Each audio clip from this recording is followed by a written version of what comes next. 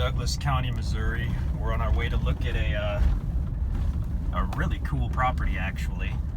I've seen a little bit of this property from the road.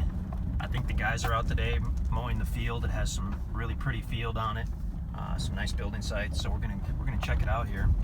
I came in from the north, and we'll be coming up on the property on the right in just a few hundred feet.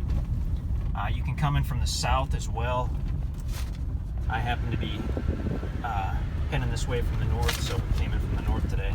So the property begins on the right here, and so we're on the west side, super steep on the west side here, but that gives it some really great views. I don't know if you can even see through the trees there.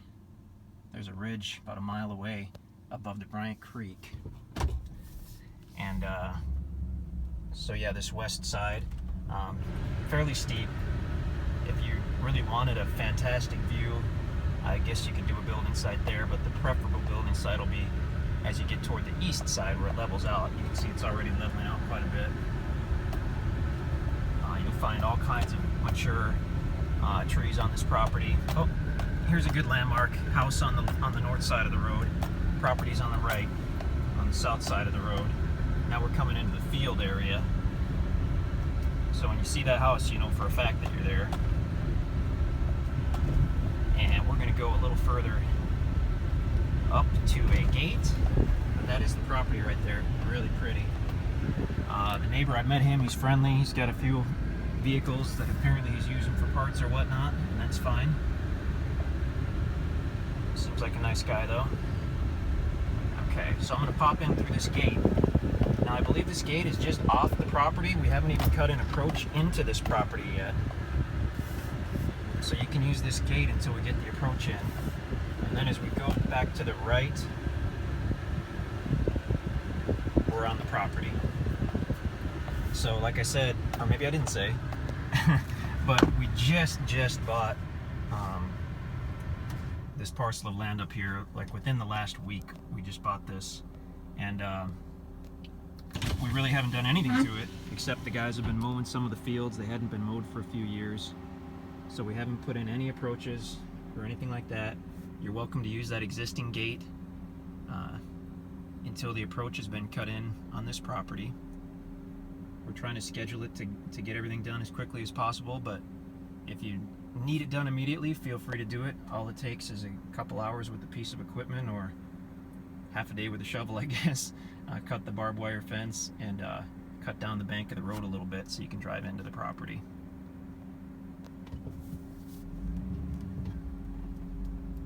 I'm not sure where to go first. I think I'll just go this way first. So obviously this is an amazing building site right here.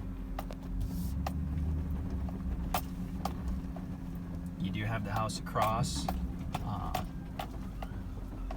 but there is a buffer of trees. And I'm just curious here, I see this stock tank.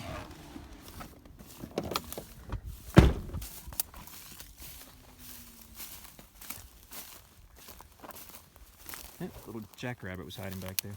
I see the stock tank with a hose going into it. And that just kind of goes in the ground. I have no idea what that's about. It's possible there's some kind of well. I really don't know. I wouldn't count on it. It could just be some system to have some overflow from rain going in there. That hose just goes. Maybe it goes across the road. I don't know. I don't believe there's any type of drilled well there. Oh, here's a good chance to look without the car running.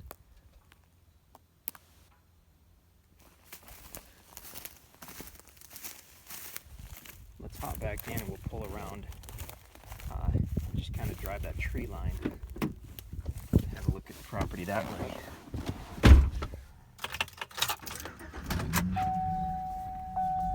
And this is a large property, so we're only seeing just a small bit of it.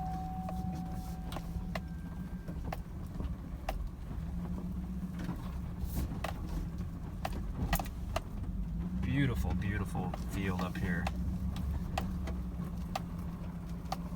We're basically, I don't know if this directly borders the Vera Cruz Conservation Area, but it either corners up to it or it's within a couple 100 feet. I mean, we're extremely close to the Vera Cruz Conservation Area. Hey, look at that. There's an old pond.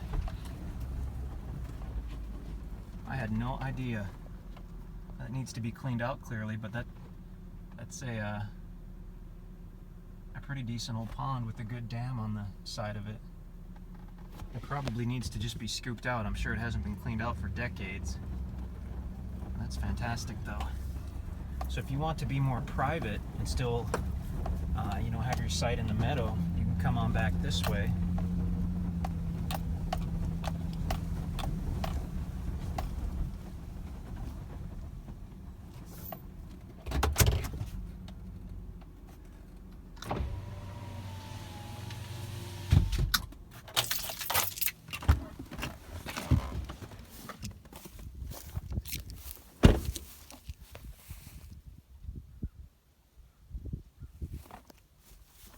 Oh, this is gorgeous back here. Huge cedar trees, 30 feet high.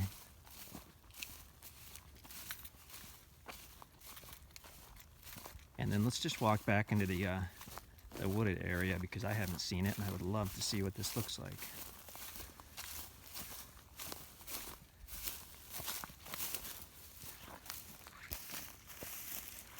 It stays fairly level right here. A lot of cedar trees, some big cedar trees.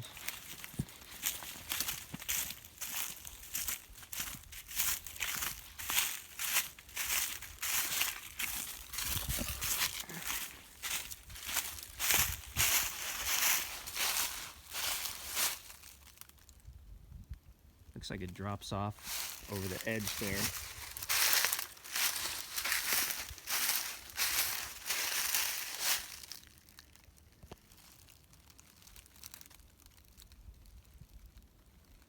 You can see a little bit of that view out to the south. I see some fencing here. I think that's just animal fencing. That doesn't seem to denote any boundary on this particular property.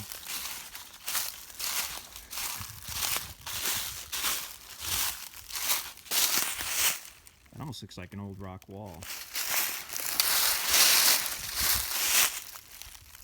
I think that's what that may be. From 100, 200 years ago when they cleared the field, a lot of the rocks would end up, they'd build a wall out of them at the edge. That's probably exactly what that is.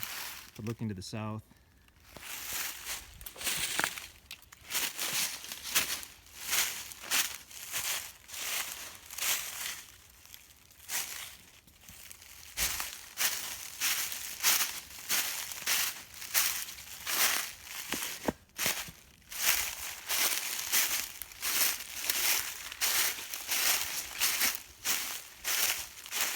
oh, this is gorgeous back here. This could be a spot for a super, super private cabin.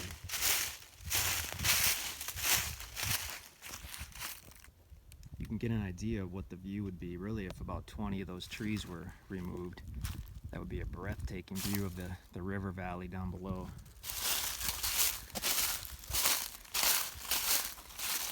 Oh, we've got some huge pine trees on this property.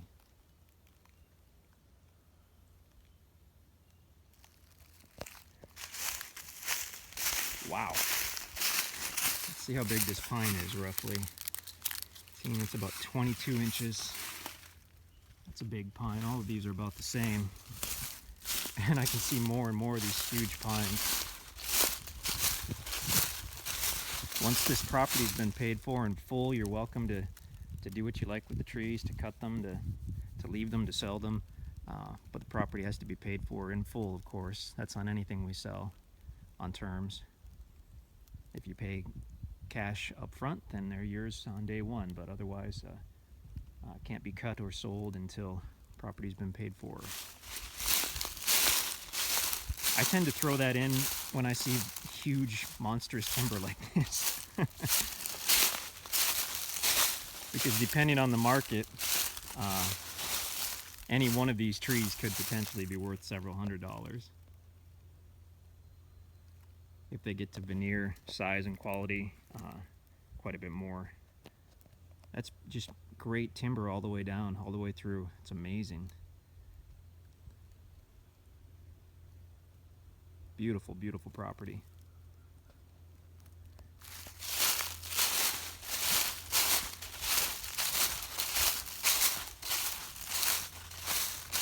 I can hear the tractor off in the background, so they're still mowing away. Wow, that's a big tree. That's closer to 24 inches in diameter, and I see a bigger one down there, and it's straight, tall and straight. My goodness. I tend to look at the pines because I love the pines for an authentic log cabin, and it is incredibly hard to find tall, straight pines like this for a log cabin. I mean, you can do a spectacular log cabin out of oak, out of anything, but a lot of guys prefer the long, straight pine, and they'll do 8 or 10 or 12 inch because it's maybe a fifth of the price to get a hold of smaller pine like that. But these large diameter pine would make just a monstrous chalet style log cabin. Gorgeous.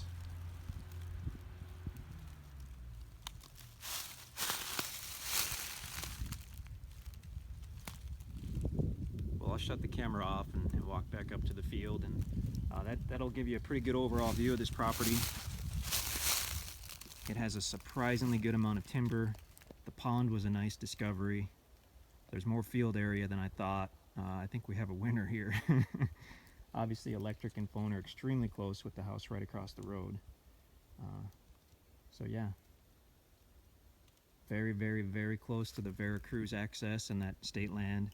Extremely close to thousands of acres of national forest. We're in Douglas County, Missouri, so a lot of national forest here.